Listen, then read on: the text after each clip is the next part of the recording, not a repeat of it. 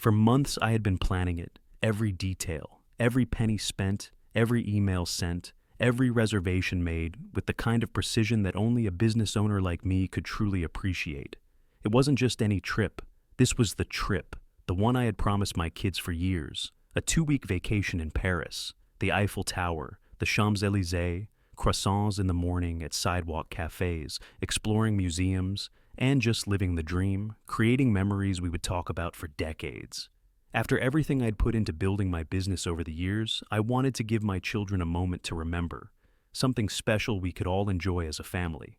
I'd been working late hours, sacrificing weekends, all to make sure this trip would be a reality. I'd even had my assistant help me plan everything, from flights to accommodations at a 5-star hotel near the heart of Paris. The excitement had been building for weeks. It was supposed to be perfect. I imagined the look on my kids' faces when they saw the Eiffel Tower for the first time, how they would marvel at the art at the Louvre, and how we'd sit in the gardens of Luxembourg, laughing, eating good food, and just enjoying each other's company. But just days before our scheduled departure, my ex-wife Melanie called. I should have seen it coming. She always had a way of inserting herself into moments like this, moments I had carefully crafted. She didn't even start with a, "Hey, how are you?" or "Is everything going smoothly?" It was just straight to the point. "Ethan, I was thinking, maybe I could come with you guys to Paris," she said, her voice casual, but I could tell she was fishing. "Come again?" I asked, confused. She hadn't been a part of our lives in that way for years. We'd always agreed that when it came to the kids, we'd work together. But this was something different. I mean, it's been so long since the kids and I had a real vacation, and you know how hard things have been for me lately. They could use some family time, plus, you're already going. What's the harm in me coming along? I stared at my phone, trying to process what she was saying. I had spent months planning this, doing everything I could to make this experience something for the kids, something they could look back on with joy. And now she wanted to invite herself. I was caught off guard, but Melanie knew how to play her cards. She always had. "I really think it's better if this trip is just for me and the kids," I said, trying to keep my voice calm, even though my mind was starting to race. But she didn't let it go. "You're really going to leave me out of this? After everything that's happened, after all I've been through, you can't even let me join for a couple of days? Don't you think the kids would appreciate seeing me too?" I could hear the guilt in her voice, the same guilt she always tried to lay on me. I knew where this was headed. She was using the kids again. This wasn't about a vacation anymore. This was about her needing something, and I knew I was the one she was going to demand it from. I hesitated. My kids had been looking forward to this trip for months, and as much as I didn't want to make things awkward by bringing Melanie along, I also didn't want to be the bad guy. My son Luke was only 12, and my daughter Ella was 9. They didn't deserve the drama of an ex-wife in the middle of a perfect vacation. But she pushed, and I folded. "Fine," I finally relented, trying to make the best of it. "You can come, but it's going to be on my terms. No drama. You're not going to turn this into something it isn't." It wasn't exactly the answer I wanted to give, but at the time, it felt like the only option. I thought maybe if I just let her tag along, it would be fine. The kids would have a good time, I'd get some peace, and maybe she'd behave. But the more I thought about it, the more uneasy I felt. I had always tried to keep things civil for the sake of the kids, but I knew Melanie was unpredictable. She'd always been like that, getting under my skin and turning simple things into dramatic events. And this trip, well, it was supposed to be different. But then, the night before the flight, I overheard a conversation she had with a friend. I wasn't supposed to hear it, but I did. She was talking about the trip, about how she didn't really care what the kids wanted to do. It was clear she just wanted to be in Paris for her own sake. She wasn't focused on them having a good time. She was focused on getting a break from her own life. She had been the one to drag me through years of emotional turmoil, and now she was about to pull my kids into it too. It hit me then, harder than anything. Melanie didn't care about this trip the way I did. She wasn't invested in my children's happiness. She was using this as a way to get attention and a free vacation, and I felt stupid for ever thinking she wouldn't do this. I was crushed. The thought of spending my hard-earned money and energy on someone who couldn't appreciate it stung. But what hurt more was knowing that I had once again allowed myself to be manipulated. I had put the kids' needs second to avoid conflict, but now I was the one feeling the sting of betrayal. This wasn't just about a vacation. This was about respect. This was about my role as their father, and how, once again, I had allowed my ex-wife to undermine my authority and my ability to give my children the experience they deserved. I was done pretending that everything was okay when it wasn't. I had put my business first for years, sacrificing my personal life, my family, and my happiness. But this time, I couldn't let it slide. I had to make a decision. I had to protect my kids from the emotional game Melanie always played, and I had to stop being the person who always gave in. The dream trip I had worked so hard for had just been tainted, and I knew right then and there it was time to take control. The moment I heard Melanie's voice on the phone that night, it was like a switch flipped inside me. I had been angry for a while, but now it was more than that.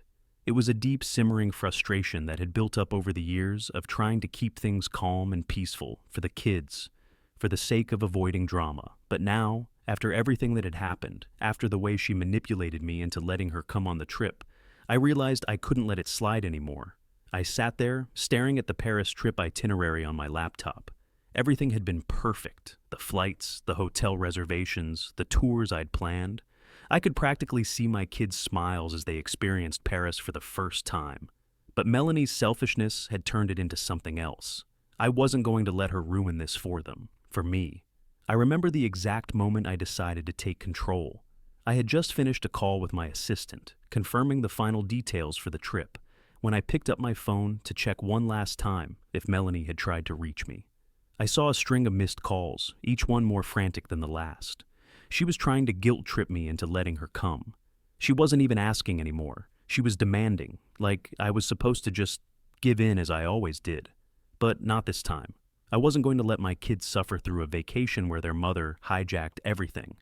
I wasn't going to have to look over my shoulder every minute, worrying if Melanie was going to cause a scene, make the kids uncomfortable, or turn everything into a big emotional mess. This trip was supposed to be a gift to them, a chance to create memories that were free of drama, free of tension, and free of her manipulative behavior. So, with a deep breath, I opened my laptop.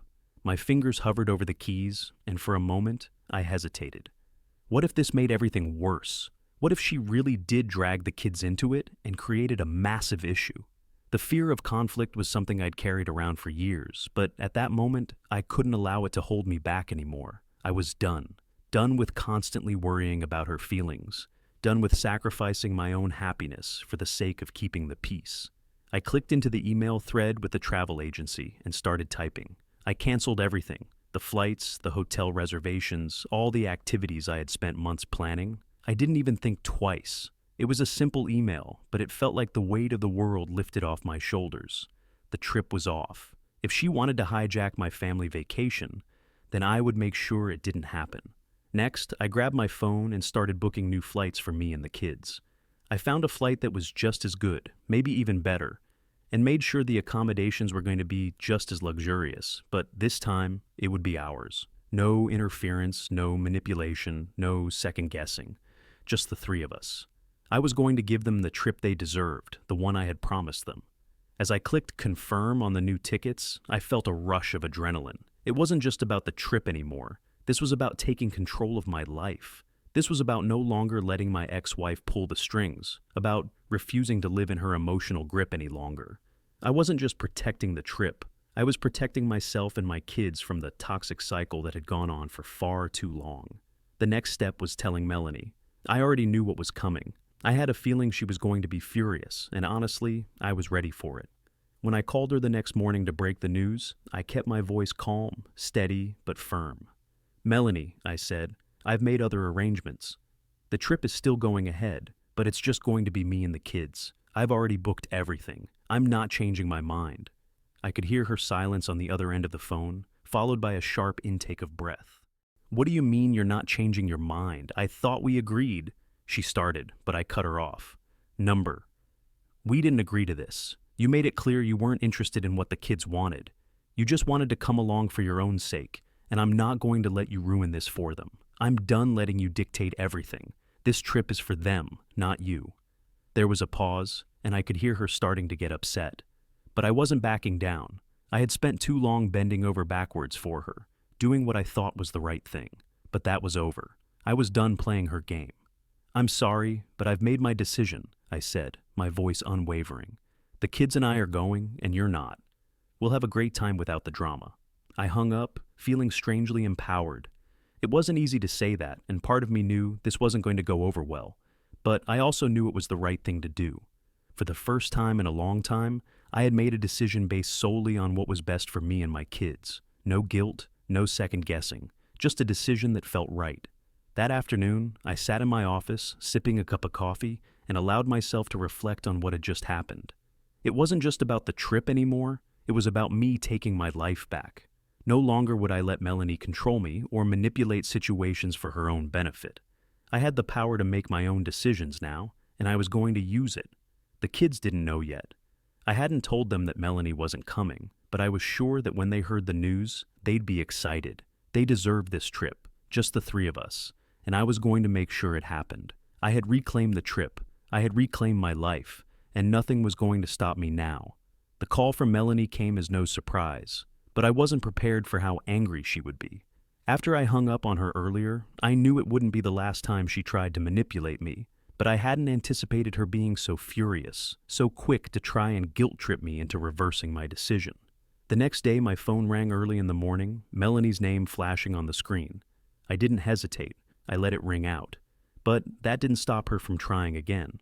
She called twice more within the next half hour, leaving a string of increasingly upset voicemails. I finally decided to answer her fourth call, knowing it was going to be a confrontation. The moment I picked up, her voice came through, harsh and demanding. "Ethan, what the hell did you think you were doing? You can't just cancel everything and leave me out like that. I have a right to be there with the kids too." I took a deep breath. This wasn't just about the trip anymore. It was about the years of manipulation, the way she had always expected me to bend to her will, whether it was for her convenience or to protect her image. I had spent too long tiptoeing around her feelings, avoiding conflict, and not standing up for myself or my kids. That ended right then and there. "Melanie," I said, trying to keep my voice even but firm. "I've made it clear. I'm not changing my mind. You're not coming on the trip. The kids and I are going, and that's the end of it." I could practically hear her seething through the phone. "This is ridiculous. How can you be so selfish? You're just going to ignore what I want? The kids deserve better than this. They need their mother with them." Her words, though familiar, didn't carry the same weight anymore. I'd heard it all before. The emotional manipulation, the accusations, the attempts to make me feel like the bad guy for wanting something for myself and my kids. But I wasn't falling for it this time. I wasn't going to be guilted into doing something that didn't feel right for any of us. "Melanie," I said again, this time more firmly, "this isn't about what you want. It's about what's best for the kids. They were looking forward to this trip, just the three of us. You've already made it clear that you didn't care enough to work with me on this. Now, I'm going to make sure they get what they need." Her response was immediate, but more desperate than anything. "Ethan, I don't know what's gotten into you, but you're making a huge mistake. This isn't about the trip. It's about us, as a family. You can't just cut me out like this. Don't you want us to all be together? Don't you want to co-parent properly?" The word co-parent hit me like a slap in the face. For years, she had used that term to manipulate me, to twist my responsibilities as a father into a guilt trip. She wanted to control how I parented, how I spent my time with the kids, and how I prioritized her needs. It wasn't about co-parenting, it was about her controlling the narrative, making sure I stayed in my place where she could keep her claws in me. "Melanie, I've been accommodating you for years," I said, my tone calm but resolute. "I've always tried to make things work, to make you happy, to avoid conflict. But that's not going to happen anymore. I'm done with the emotional manipulation. This trip is about giving the kids memories they'll treasure, and I'm not going to let you ruin it because you're not getting what you want. You've made your choices, and so have I." I could hear her trying to process my words, the silence on the other end growing heavy. The usual emotional outbursts, the tears, the dramatics, none of that came this time. Instead, there was a coldness to her voice. "Fine," she said after a long pause, "but you'll regret this. You'll see. The kids will remember that you made me the villain." I took a steady breath and said, "No, you are the one making yourself the villain by trying to manipulate the situation. I'm not playing that game anymore." With that, I hung up. There was no more room for negotiation, no more space for her to twist my actions into something they weren't. I had drawn a line in the sand, and I wasn't about to step back from it. For the next few days, Melanie bombarded me with texts and calls, each one angrier than the last, accusing me of everything from being selfish to depriving the kids of a proper family vacation. But I didn't respond. I didn't have to. I'd made my decision, and nothing was going to change it.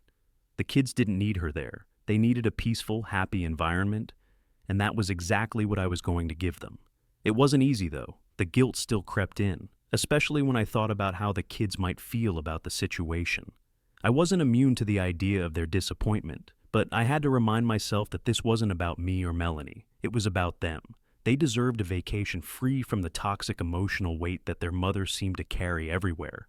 They deserved a trip where they didn't have to worry about choosing sides or feeling the tension that always hovered between me and Melanie. They needed me to be strong for them, to show them what it looked like to stand up for what's right.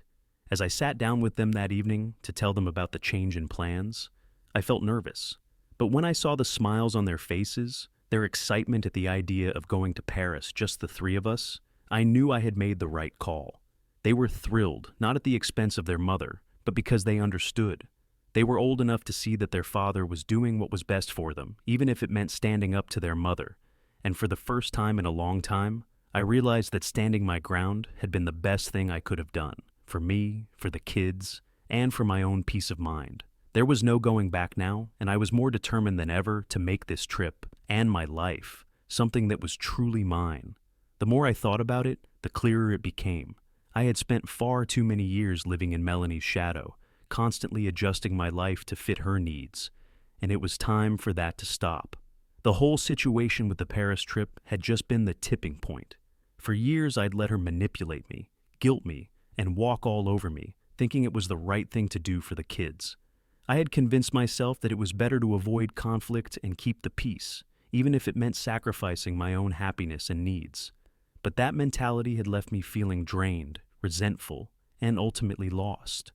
I had tried for so long to make it work, to be the good guy, to be the father who gave Melanie the space she needed, even when it felt like I was the one left picking up the pieces. But it wasn't working anymore.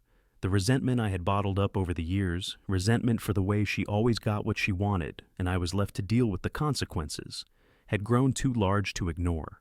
The kids were growing up, and I couldn't continue allowing her to dictate the terms of our co-parenting relationship. The idea of her forcing herself onto this trip had been the last straw. I had planned this vacation to be a bonding experience, something my kids would look back on with warmth, and yet Melanie thought she could waltz in at the last minute and ruin it. That was when I realized I wasn't just angry about this trip. I was angry about a decade of her manipulation, of her using me as a pawn in her game of emotional control, and for the first time, I saw clearly that I didn't have to let her do that to me anymore.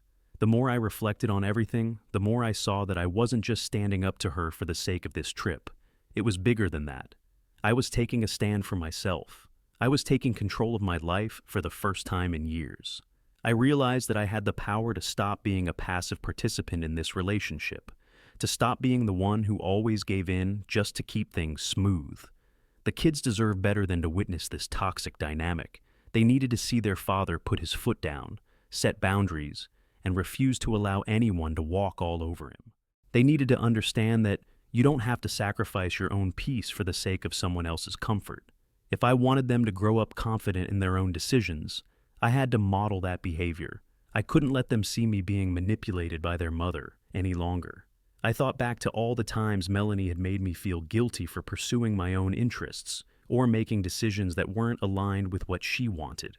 There were moments I had wanted to take a weekend trip with the kids or focus more on my business, but I'd held back because I knew it would upset her. I had constantly put my life on hold to accommodate her, and that needed to change. As I thought about everything that had led up to this moment, I realized something even more important. This wasn't just about setting boundaries with Melanie. It was about reclaiming my own life. I was tired of always putting her needs before mine, tired of letting her be the center of my world. I had lost myself for so many years, trying to keep her happy, trying to be the perfect father and ex-husband, but I wasn't even sure who I was anymore. I wasn't just doing this for the kids either. I was doing this for myself. It was time to break free from the cycle of guilt and emotional manipulation. It was time to stop caring about what Melanie thought of me and start focusing on what made me happy. I had been so used to doing everything to keep her satisfied that I had completely forgotten what I needed. It was as if I had let her become the puppet master in my life, pulling the strings while I just went along with whatever she wanted, but no more. I wasn't angry exactly, at least not in the way I used to be. This wasn't about spite or revenge. It was about putting my foot down and saying, enough is enough. I wasn't going to keep living in a way that was dictated by someone else's whims, especially when it was affecting my relationship with my kids and my own sense of self. I had always told myself that I had to be the one to keep things together for the kids to make sure they had a stable life. But the truth was, I hadn't been stable. I had been constantly bending over backward for Melanie, and in the process, I had lost my own identity. I had been afraid of conflict, afraid of hurting her feelings, afraid of losing her approval.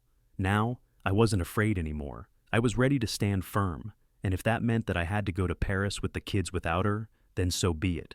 If it meant putting boundaries in place for the first time in years, so be it. The kids needed to see that their father could stand up for himself, that he could make decisions for the good of the family without being cowed by their mother's demands.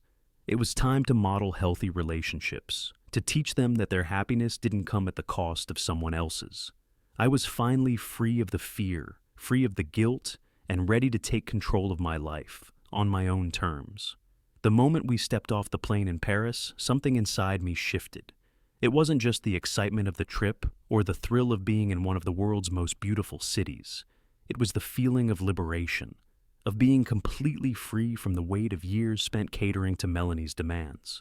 I had always imagined what this trip would be like, how it would be a time for my kids and me to explore, bond, and create memories. But there was always that lingering fear that something would go wrong, that Melanie would insert herself into the equation and ruin it, just like she had done with so many other plans in the past. But now, that wasn't going to happen. As we wandered down the cobblestone streets of Paris, I looked at my kids with a renewed sense of appreciation. They were so excited, so full of life. They had wanted this trip as much as I had, and now it was finally happening without any interference or complications. I felt a weight lifting off my shoulders. This was our time, our family time, without anyone else's expectations or emotional baggage. I had fought for this, and it felt incredible. We strolled through the Tuileries gardens, stopping to admire the fountains and the vibrant flowers, something I'd always dreamed of doing. The kids were running around, laughing, while I followed at a slower pace, watching them with a smile on my face. There was something so refreshing about being able to let go of all the responsibilities and just be. No phone calls from Melanie demanding things. No guilt about whether she was happy with my decisions. For the first time in years, I felt like I could breathe. We spent the next few days soaking up the sights, visiting the Louvre, climbing to the top of the Eiffel Tower, eating pastries at little cafes. But what struck me the most was how different everything felt without the tension that had so often shadowed our family trips in the past. I wasn't constantly looking over my shoulder, wondering if Melanie was going to show up, trying to keep the peace or worrying about her mood. There was none of that here. It was just me, my kids, and the city. On one afternoon, we sat in a small cafe by the Seine, watching the boats drift by as the sun began to set. My son, Charlie, was telling me about a new video game he wanted to get, while Lily, my daughter, was drawing sketches of the view. The conversation felt light, natural, like we were just enjoying being together. There were no heavy discussions, no guilt trips, just the simple pleasure of being present in the moment. I had always tried to be the dad who balanced everything, making sure the kids had what they needed, managing the business, keeping things normal despite the separation.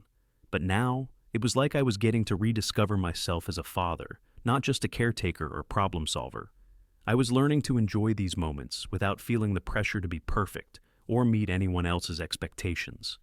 That evening, as we sat at dinner, watching the sunset over the Seine, I realized just how far I'd come.